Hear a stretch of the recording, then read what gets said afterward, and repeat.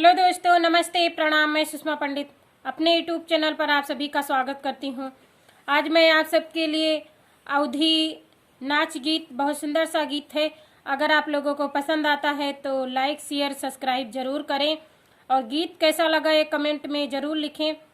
और वीडियो को फुल वॉच कीजिएगा, बीच में स्किप बिल्कुल मत कीजिएगा, नहीं तो गीत का आनंद नहीं आएगा। लखनऊ शहरवा के गजरा हो महके सारी रात, लखनऊ शहरवा के गजरा हो महके सारी रात। सबके बलम लावे तबला सरंगी, सबके बलम लावे तबला सरंगी, तबला सरंगी हो तबला सरंगी। हमरो ले आए ढोलकिया हो धमके सारी रात, हमरो ले आए ढोलकिया हो धमके सारी रात। लखनऊ शहरवा के गजरा हो महके सारी रात।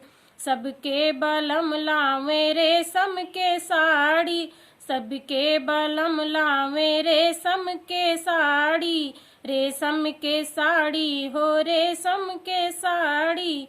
हमरो ले आवे चुनरिया हो चमके सारी रात, हमरो ले आवे चुनरिया हो चमके सारी रात।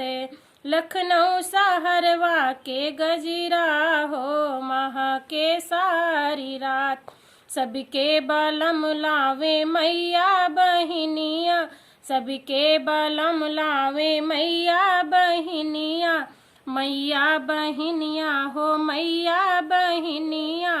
हमरो ले आए सवतिया हो झगड़े सारी रात, हमरो ले आए सवतिया हो झगड़े सारी रात।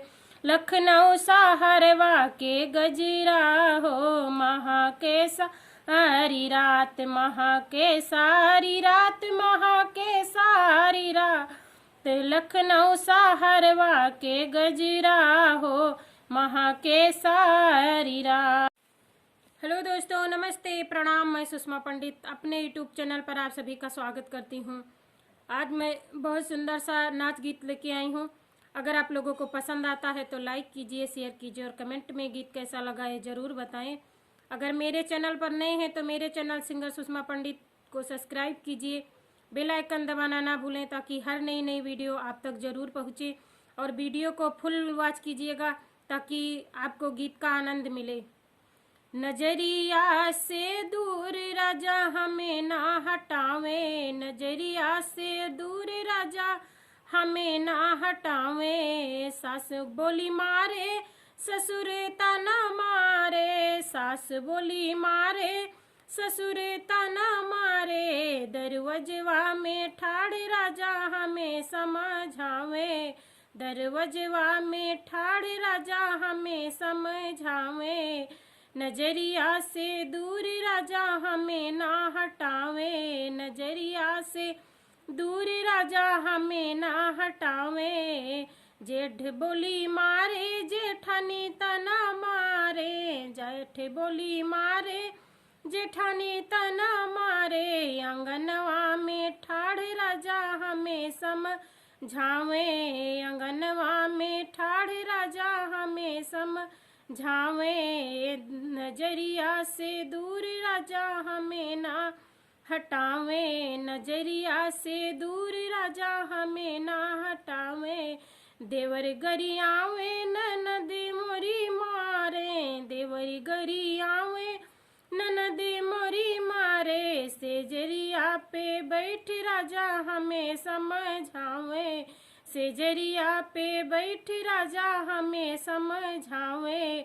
नजरिया से दूर राजा हमें ना हटावे, नजरिया से दूर राजा हमें ना हटावे। नमस्ते, प्रणाम। गीत अगर पसंद आया हो तो मेरे चैनल सिंगर सुषमा पंडित को सब्सक्राइब कीजिए, बेल आइकन दबाएं ताकि हर नई वीडियो आप तक जरूर पहुंचे।